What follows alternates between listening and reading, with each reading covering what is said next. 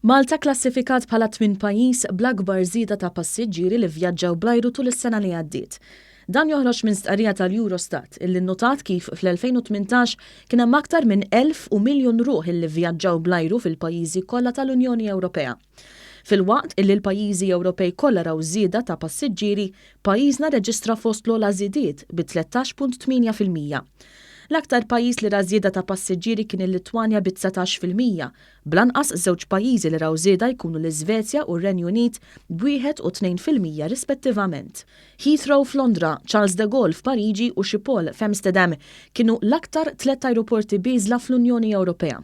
L-Ajruport Internazzjonali ta' Malta ġie klassifikat fi 63 post, fil-waqt li lanqas ajruport li huwa biżel huwa dak ta' Brink fl-Slovenja.